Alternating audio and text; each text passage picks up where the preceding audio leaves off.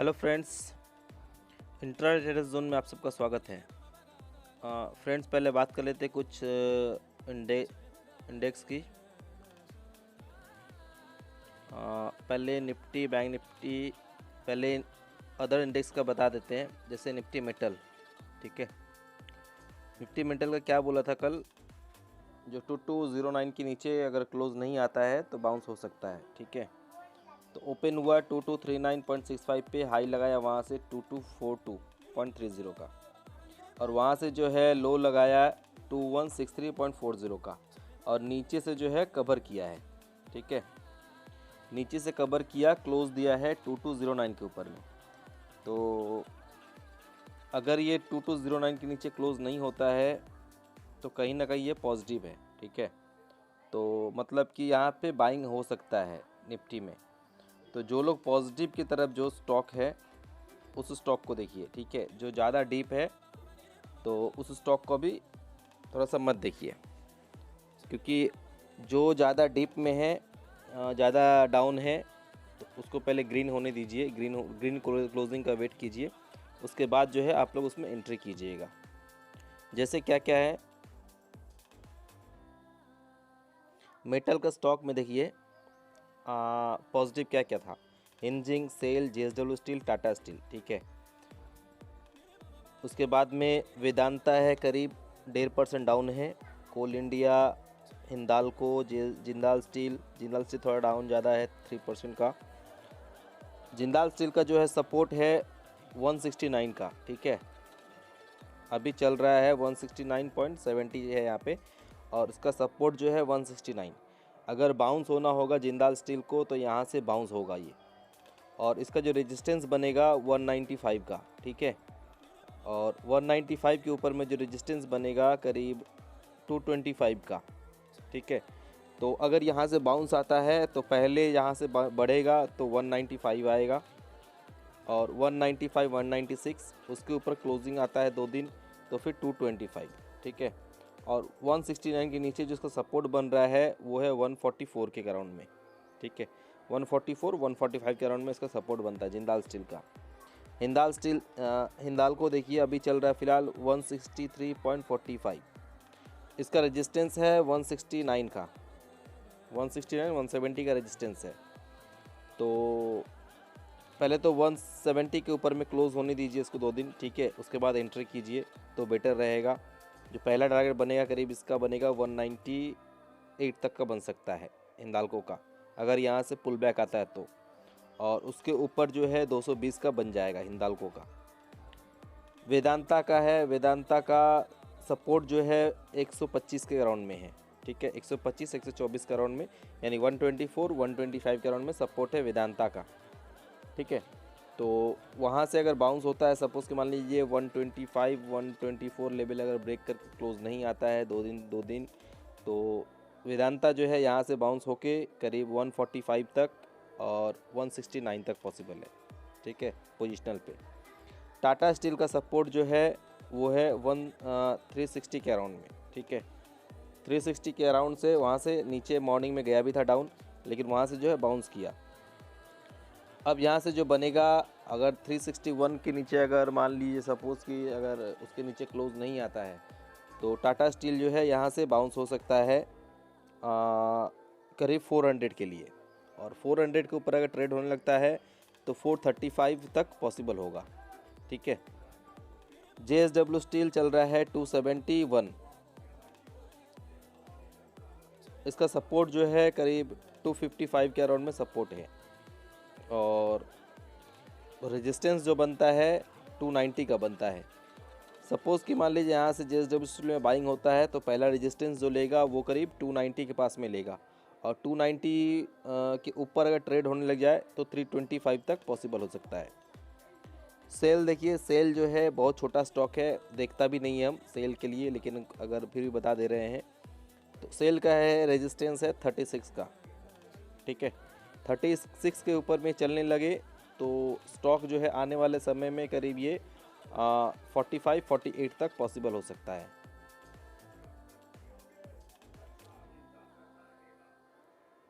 Hinging पे मैं trade नहीं करता, ठीक है, फिर भी बता दे रहे हैं। हिंजिंग का जो सपोर्ट बन रहा है यहाँ से 197 196 के अराउंड में सपोर्ट है और रेजिस्टेंस है 224 के अराउंड में।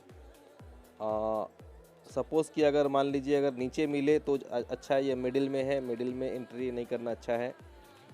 तो अगर हिंजिंग अगर नीचे मिले आप लोग को 197 198 के रेंज में अराउंड में, तो एंट्री कीजिए, ठीक है। और टारगेट बना सकते हैं आप 224 225 के लिए हिंजिंग में। तो ये हो गया, मान लीजिए मेटल का बता दिया आप लोग को। मेटल जो है नीचे से बाउंस किया है, तो कहीं ना कहीं इसमें बाइंग इंटरेस्ट दिख रहा है, या हो सकता है 1-2 दिन में जो है इसमें बाइंग बनने लग जाए। आज जो है निफ्टी फार्मा में बाइंग आज भी दिखा है, ठीक है, मार्केट डाउन होने के बाद ही। तो मार्केट डाउन रहता है तो फार्मा आईटी ये सब चलते हैं, ठीक है, ये ऊपर ट्रेंड रहता है जब मार्केट डाउन होता है तो। लेकिन कुछ दिनों से क्या हो रहा था, मार्केट भी ऊपर जा रहा था, आईटी और फार्मा दोनों ऊपर जा रहे थे। तो याद होगा उस टाइम में आईटी भी हम लोग जब मार्केट बढ़ा था नीचे से ऊपर गया था तो काफ़ी सारे स्टॉक दिए थे, जैसे टीसीएस दिया था, इन्फी दिया था, फार्मा में जैसे लुपिन दिया था, टोरंटो फार्मा दिया था, काफ़ी सारे स्टॉक दिया हुआ था, कैडिला था, बायोकॉन था, ठीक है। तो ये सारे स्टॉक बहुत सारे दिए थे फार्मा में। और आईटी में दिया था, इन्फी दिया था, टीसीएस दिया था, निकटेक दिया था, एचसीएल टेक दिया था, विप्रो दिया था। जो सारे स्टॉक जो है बम्पर प्रॉफिट दिया है। तो अभी देखिए फार्मा में है, आज जो है करीब पॉजिटिव ट्रेंड रहा है फार्मा में। फार्मा का जो रेजिस्टेंस है निफ्टी फार्मा का वो है 11,880 का, ठीक है, अभी चल रहा है 876। और 880 के ऊपर में जिसका रेजिस्टेंस बनता है 12,100 का बनता है, ठीक है। अगर सपोज 11,880 के ऊपर चलने लगे तो 12,100 पॉसिबल हो सकता है। सपोज़ कि मान लीजिए 880 के ऊपर में नहीं चलता है ये निफ्टी फार्मा, तो आने वाले समय में इसका जो सपोर्ट बन रहा है 11,650 का और 11,430 के अराउंड में, ठीक है। तो अगर आप लोग बाइंग करना चाहते हैं तो जो लोग ज़्यादा पॉजिटिव हैं उस पॉजिटिव स्टॉक में ही आप ट्रेड लेना ज़्यादा अच्छा रहेगा, ठीक है। जो पॉजिटिव स्टॉक है उसमें ट्रेड लीजिए और नेगेटिव में अभी मत लीजिए। देखिए जब कहते हैं ना कि उगते हुए सूरज को सभी सलाम करते हैं, ठीक है। तो यही बात है, जो स्टॉक अगर बायर है तो जो पॉजिटिव ट्रेंड में है उसको बाई कीजिए, जो लोग जो नेगेटिव ट्रेंड में है उसको अवॉइड कीजिए। हाँ, क्या होता है कभी कभी जैसे आज बढ़ गया, ठीक है, कोई स्टॉक आज बढ़ गया, पॉजिटिव स्टॉक है, फिर उसको डीप में बाई करना वो ज़्यादा बेटर होता है। तो हम लोग का जो स्ट्रैटेजी होता है बाई इन डीप और सेल ऑन राइज का होता है, ठीक है। तो हम लोग उस तरह से ट्रेड लेते हैं और उसमें करीब हम लोग इंट्राडे में भी 3% 4% 5% का प्रॉफिट मिलता है। नहीं तो इंट्राडे में 1% प्रॉफिट निकालना है मुश्किल है। तो थोड़ा सा देखिए हम लोग का थोड़ा सा कभी कभी क्या होता है स्टॉप लॉस जाता है, हम लोग का भी जाता है, ऐसा नहीं कि नहीं जाता, इंट्राडे में हम लोग का भी जाता है। लेकिन क्या होता है जिसमें रिस्क कम होता है वही एंट्री लेते हैं, ठीक है। अभी कल जैसे हम लोग भारतीय एयरटेल लिया था करीब, तो इसमें करीब 4-5 पॉइंट का स्टॉप लॉस था, वो हिट हो गया, ठीक है। उसके बाद टूटता गया। लेकिन भारतीय एयरटेल जो है आने वाले समय में मतलब 100 से 150 पॉइंट का बढ़ने का चांसेस है भारतीय एयरटेल में, ठीक है।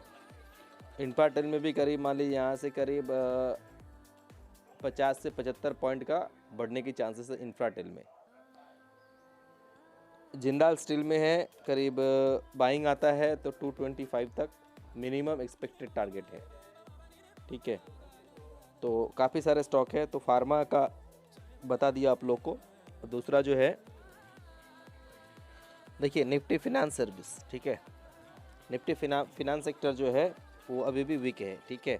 इसमें मूवमेंट आएगा करीब 10,550 के ऊपर में 2 दिन अगर होल्ड करता है तो इसमें पुल बैक आने की चांसेस हैं। आज डाउन था इसलिए देखिए काफ़ी सारे स्टॉक जो है डाउन है, ठीक है, काफ़ी सारे स्टॉक जो है डाउन आया है।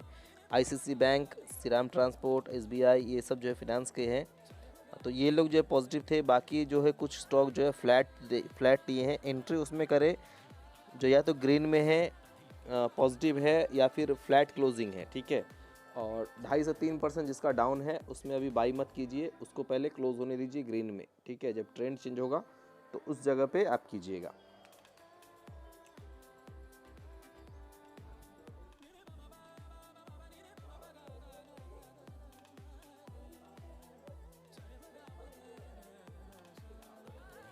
अभी देखिए एक्सिस बैंक चल रहा है 412, ठीक है। हम लोग इसलिए बार बार बोलते हैं स्टॉप लॉस को रिवाइज कर रहिए, जो लोग भी प्रॉफिट में हैं स्टॉप लॉस रिवाइज कीजिए, ठीक है। एक्सिस बैंक जो है अगर यहाँ से आप लोगों को थोड़ा और नीचे मिलता है, करीब 10 रुपये नीचे 400 से 405 के बीच में अगर मिले तो आप लोग पोजिशनली बाई कर सकते हैं। टारगेट करीब एक्सपेक्टेड रहेगा यहाँ से करीब 10 से 20% का एक्सिस बैंक में, ठीक है। और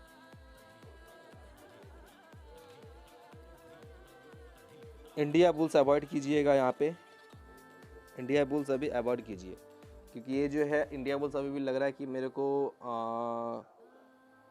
125 तक आना चाहिए आई बुल्स, ठीक है। तो भले बढ़ जाए, लेकिन मेरा सलाह है कि अवॉइड कीजिए इंडिया बुल्स को अभी।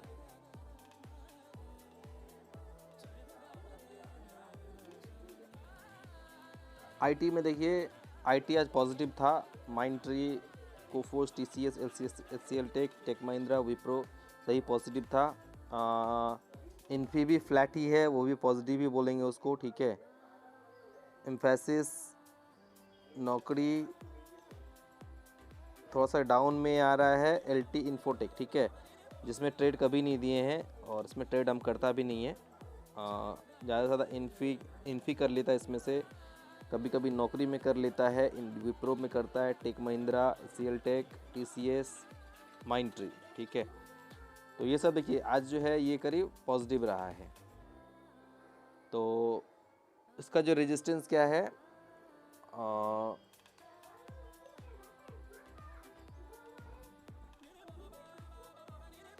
इसका जो है सपोर्ट जो है निफ्टी आईटी का है वो है 19,600 का सपोर्ट है, ठीक है।